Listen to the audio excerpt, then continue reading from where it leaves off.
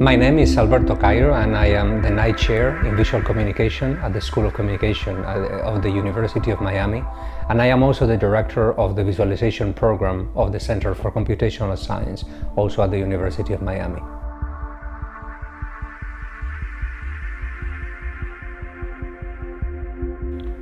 On the presentation on Wednesday, I will try to focus on elementary principles of visualization and infographics that can be applied by any person who wants to communicate effectively.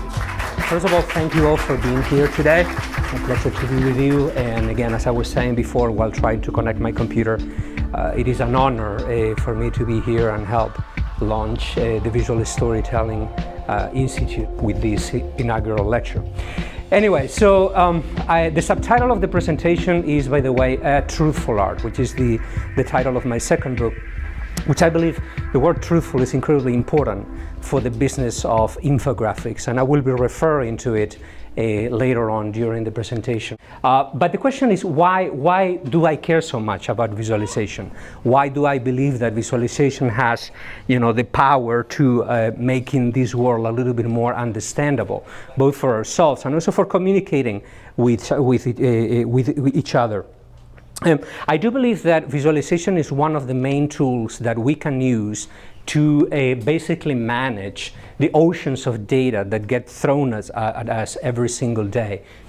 Visualization is becoming mainstream. The transformation of complex information into graphics that people can understand is becoming mainstream, and there are many reasons for that. I'm going to address them on why infographics and visualization are becoming so popular. One of them is obviously, as Alex mentioned before, that when you put a graphic online, that brings attention, okay? That's one of the main reasons. But there's another one.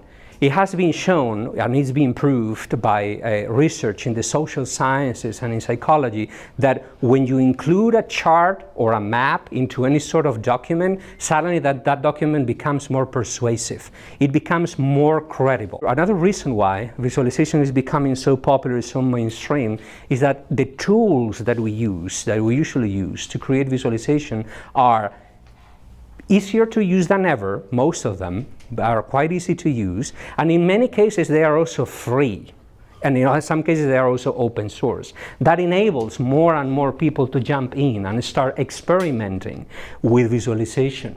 On the next slide, I'm going to just show you several tools that I have used or I keep using to do visualization. Right? So when we're going to do a visualization, we need to remember, I would say, four core principles. The first one will sound really, really obvious to you, but it is actually not obvious. A good graphic, a good infographic, a good data visualization needs to be based on good information, on good data. And that sounds like a no-brainer, right? Nobody wants to use bad data.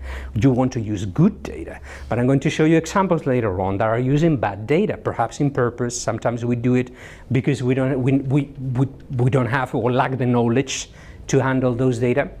The second point is also important. A good visualization, a good infographic needs to attract people's attention. Right? It needs to be beautiful, it needs to be elegant, it needs to be engaging. If possible, it needs to be fun, right? Like the New York Times graphic that I showed you before, that attracts your attention, that grabs you in, it brings you in, right?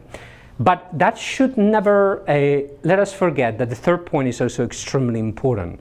After a graphic has attracted your attention, it should not frustrate you. And unfortunately, in my opinion, there are plenty of graphics out there that are very successful at bringing you in, right, getting you interested in the data that are being presented. And then when you try to navigate the graphic, explore the graphic, extract meaning from the graphic, which is the main goal of a visualization, they fail. Right? A visualization is not just a beautiful illustration. Okay? It's not something that should bring attention. After it brings attention, it needs to deliver something meaningful. Otherwise, it fails.